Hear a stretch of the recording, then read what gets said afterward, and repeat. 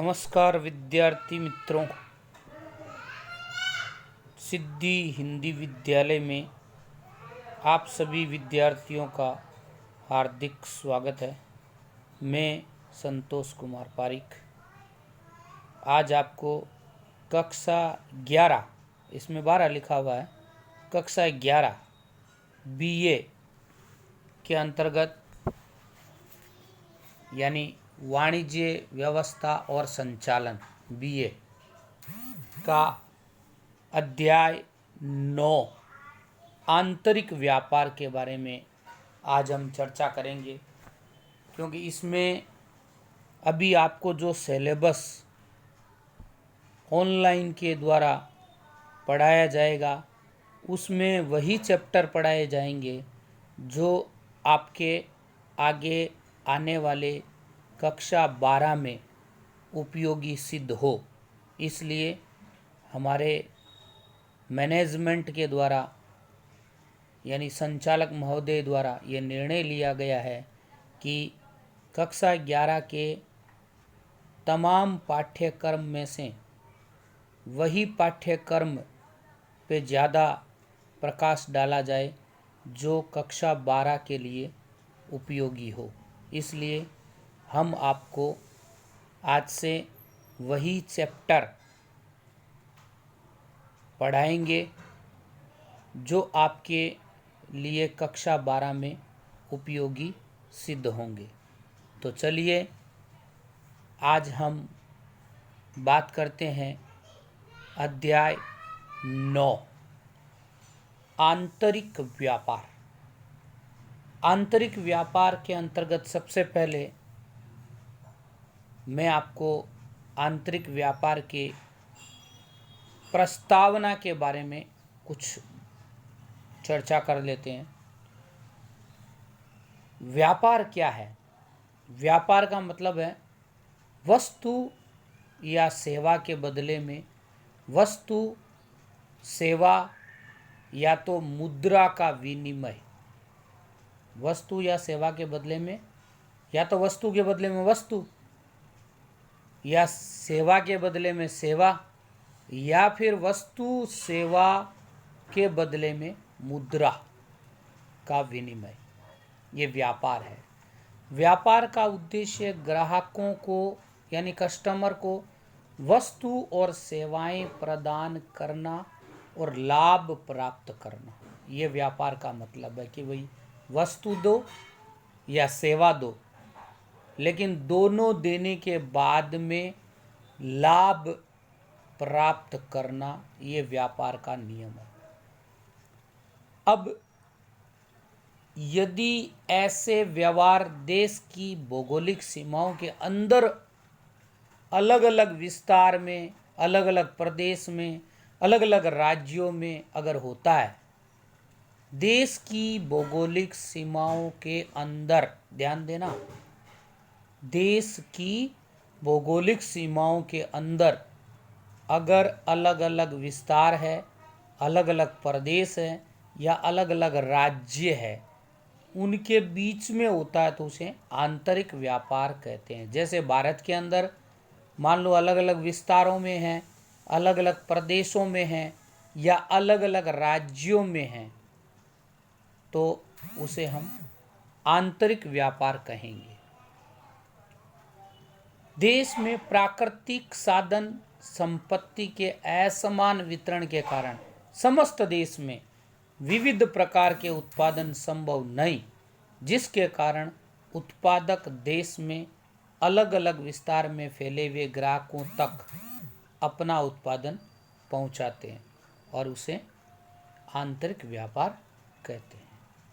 प्राकृतिक साधन संपत्ति के असमान वितरण के कारण समस्त देश के अंदर विविध प्रकार के उत्पादन संभव नहीं है, जिसके कारण उत्पादक देश में अलग अलग विस्तार में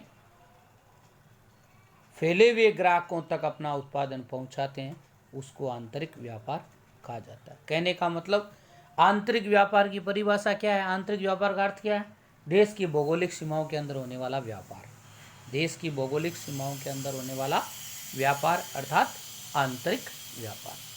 आंतरिक व्यापार में संबंधित देश का चलन, यानी अपने देश में कौन सा चलन है, मुद्रा का चलन है, रुपया का, तोल माप, व्यापारी रीति रिवाज तथा कानूनी बातें समान होती है। आंतरिक व्यापार में माल का परिवहन सरल होने के कारण इसमें समय कम लगता है और जोखिम कम होता है। इस तरह क्रेता व विक्रेता के मध्य संपर्क आसानी से रख सकते हैं। अब आता है व्यापारिक प्रवृत्तियों का वर्गीकरण।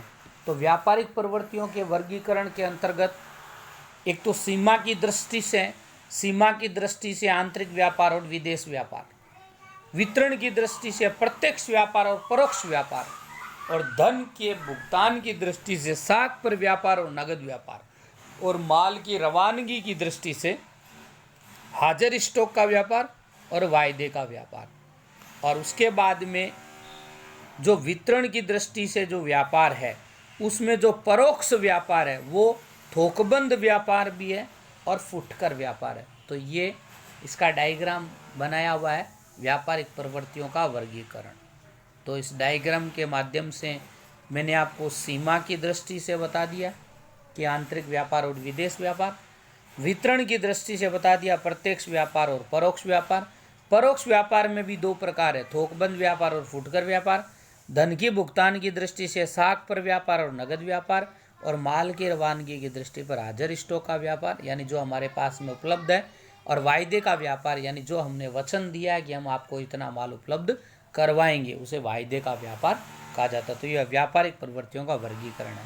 उसके बाद हम बात करते हैं थोकबंद व्यापारी की उत्पादक को सेवाएं। थोकबंद व्यापारी की उत्पादक को सेवाएं। तो पहला जो है वह है बड़े जत्थे में ऑर्डर। अब थोकबंद व्यापारी अनेक फुटकर व्यापारियों के पास से ऑर्डर प्राप्त करके उत्पादक को बड़े जत्थे में ऑर्डर देते हैं। मतलब थोकबंद व्यापारी क्या करते हैं, छोटे छोटे जो व्यापारी होते हैं उनसे ऑर्डर ले लेते हैं, और वो ऑर्डर एक बड़े ऑर्डर के रूप में उत्पादक को बड़े जत्थे के रूप में वो ऑर्डर उसे थोकबंद वाले को दे देते हैं। क्योंकि फुटकर व्यापारी तो क्या करेंगे, थोड़ा थोड़ा करके ऑर्डर देंगे और हमारे पास में थोकबंद हो जाएगा। जब हमारे पास थोकबंद हो जाएगा तो हम बड़े जत्थे में उसको ऑर्डर दे देंगे। मान लो कि हमारे गुजरात प्रांत के अंतर्गत सूरत जिले में अलग अलग स्थानों से ऑर्डर आया। कहीं से मान लो 20 साइकिलों का ऑर्डर आया, कहीं से 50 साइकिलों का ऑर्डर आया, कहीं से 70 साइकिलों का ऑर्डर आया, कहीं से 150 साइकिलों का ऑर्डर आया। तो हमारे पास में ऐसा करके टोटल मान लो 1000 साइकिल हो गई, तो हमने 1000 साइकिलों का ऑर्डर दे दिया। कहने का मतलब बड़े जत्थे में ऑर्डर देना। दूसरा आता बाजार की जानकारी।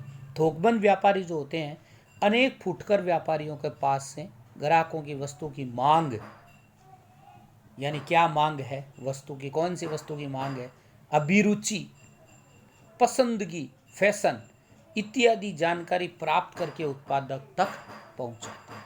मतलब थोकबंद व्यापारी अनेक फुटकर व्यापारियों से, क्योंकि फुटकर व्यापारी को पता चलता है कि अभी जो ग्राहक है वो किस वस्तु की मांग कर रहे हैं, किसको पसंद कर रहे हैं, किस में रुचि रख रहे हैं, कौन सी फैशन चल रही है। ये तमाम प्रकार की जो जानकारी है वो बाजार से फुटकर व्यापारियों के माध्यम से थोकबंद व्यापारी को मिलती है, जिससे उत्पादक बाजार की वर्तमान परिस्थिति से परिचित होते हैं और कई बार माल के संदर्भ में आना आवश्यकता अनुसार परिवर्तन सूचित भी करते हैं। मतलब पूरी जानकारी फुटकर व्यापारियों से ही मिलती है थोकबंद व्यापारियों को, और थोकबंद व्यापारी आगे उत्पादक को ये जानकारी पहुंचाते हैं। नंबर 3 बात करते हैं माल के संग्रह में से मुक्ति। थोकबंद व्यापारी उत्पादक के पास से बड़े जत्थे में माल खरीद लेते हैं और अपने गोदाम में संग्रह करते हैं, इसलिए उत्पादक को माल का संग्रह नहीं करना पड़ता। थोकबंद व्यापारी उत्पादक के पास से बड़े जत्थे में माल खरीद लेते हैं उत्पादक से और अपने गोदाम में उसको इकट्ठा कर लेते हैं, इसलिए उत्पादक को माल का संग्रह करना नहीं, यानी उत्पादक को माल इकट्ठा करने की ज़रूरत नहीं है, संग्रह करने की ज़रूरत नहीं, क्योंकि वो थोकबंद को दे देता है। थोकबंद अपने पास संग्रह कर लेता है और जैसे जैसे आवश्यकता होती है वैसे वैसे फुटकर व्यापारियों को बेचता रहता है। नंबर 4 विक्रय की चिंता में से मुक्ति। थोकबंद व्यापारी उत्पादक के पास से बड़े जत्थे में माल क्रय करते हैं, जिससे उत्पादक को छोटे जत्थे में माल के विक्रय में से मुक्ति मिलती है। थोकबंद व्यापारी उत्पादक से तो बड़े जत्थे में ले लेते हैं, जिससे उत्पादक को छोटे जत्थे में माल के विक्रय में, मतलब उत्पादक जो है बनाने वाला, उसको छोटे जत्थे में माल बेचने की ज़रूरत नहीं पड़ती, क्योंकि वो थोकबंद लेके चला जाता है, इसलिए उसको छोटे जत्थे में माल बेचना नहीं पड़ता है, तो उसको विक्रय की चिंता नहीं रहती है। पूंजी की छूट। थोकबंद व्यापारी उत्पादक के पास से खरीदी करने से पहले कई बार अग्रिम भुगतान करते हैं, एडवांस, जिससे उत्पादक को पूंजी की छूट भी मिलती है। और छठा पॉइंट आता है जोखिम से मुक्ति।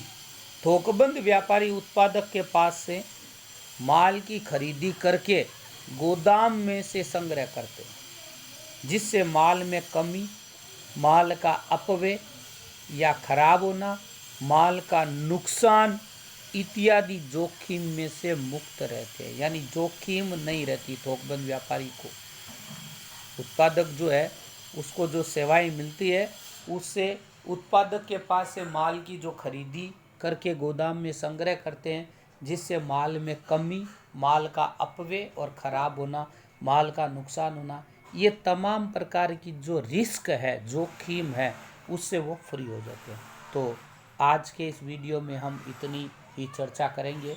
नेक्स्ट वीडियो में वापस मैं इसके आगे आपको और जानकारी दूंगा, लेकिन अभी आपको एक बार पुनः मैं ये सूचना दे देता हूँ कि जो जो अध्याय आपको पढ़ाए जाएंगे, उसी अध्याय में से आने वाले समय में जब एग्ज़ाम होगा तो उसी अध्याय में से ही आपको पूछा जाएगा।